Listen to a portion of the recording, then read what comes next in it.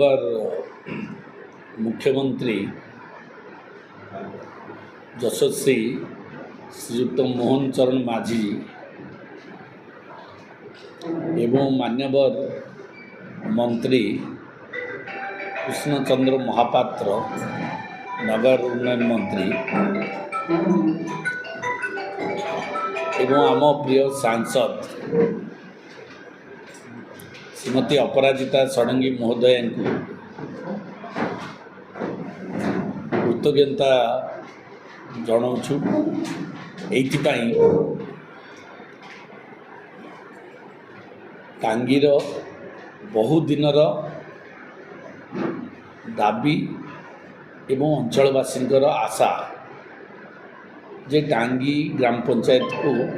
NAC करवा से माने बहु दिनरू दाबी करी आसुथिले। आज सौभाग्यक्रमे भारतीय जनता पार्टी सरकार डबल इंजिन सरकार आज टांगी को एनएसी रो मान्यता देइछन्ति। सेथिपाई मु सरकार को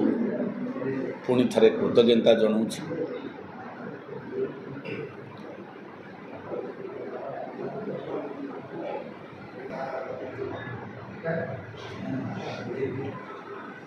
बेगुनिया बोलगड़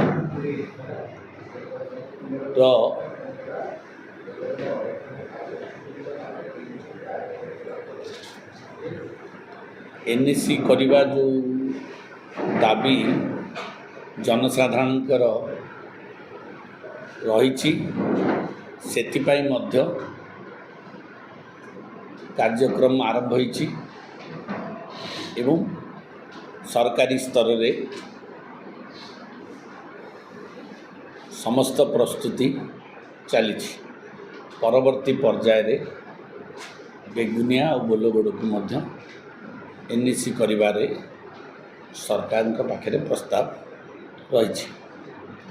यही भली परिस्थिति रे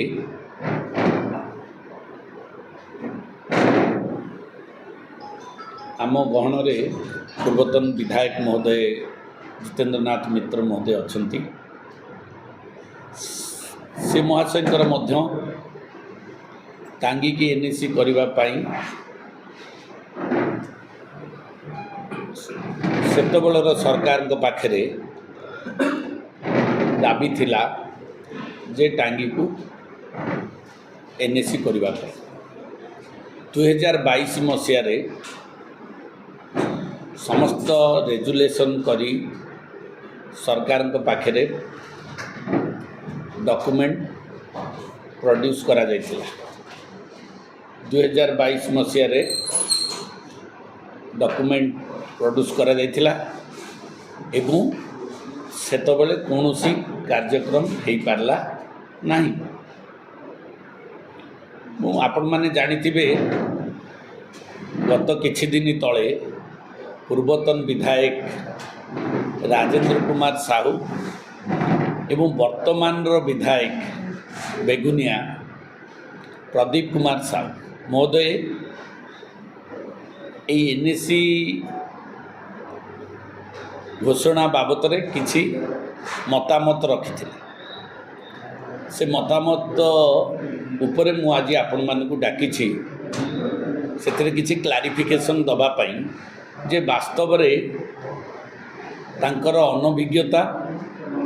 एवं अज्ञानता एवं अपारगता एवं आंतरिकता अभाव जोगु टांगी आ बेगुनिया बोलगड़ एनएसी हो पारला नहीं। कारण सी से पाखे कौनसी तथ्य नथिला कि उद्यम नथिला जो एनएसी हो पारला नहीं। आज जदि एनएसी हवा को जाऊँगी टांगी जदि एनएसी होईची किंबा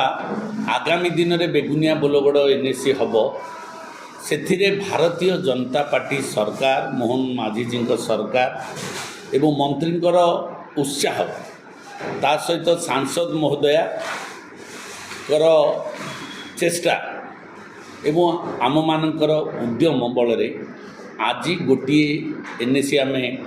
पाइलु माने घोषणा है एवं आगामी दिन में बेगुनिया बोलगड़ दुईटी जाक एनएसी ता सहित गोटे कथा दुख एवं परितापर विषय आमर पूर्वतन विधायक जो भली भाव में तथ्य न थाई ये गोटे अपप्रचार करुछंती सेथिपाई मु तांको निंदा करुछि एवं आ गोटे निवेदन भी करुछि जे तथ्य रखी तथ्य देइकिरी लोकं जदि कहते भल हुंता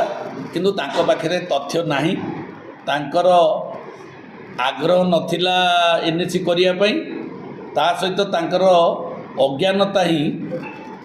तांकु आज एभली मिथ्या अपप्रचार करिया को सुजोग देछि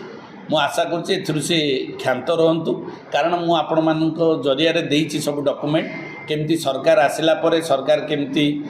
प्रथमे पर्याय आरंभ कले बेगुनिया बोलगड़ टांगी एनएसी करिया पई सरकार चिठी मागिले एवं ता परवर्ती पर्याय रे टांगी ब्लॉक रु एवं बोलगड़ बेगुनिया ब्लॉक रु किभली भाव में डॉक्यूमेंट जाइछि एवं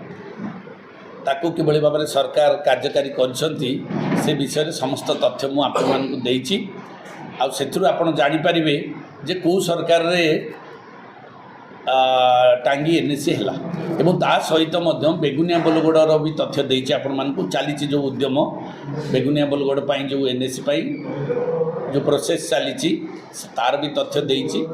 एवं ताहा मध्य परवर्ती पर्याय रे ता कार्यकारी हब एतिकी आपणक जरिया रे मु जणाइबु चाहूछि।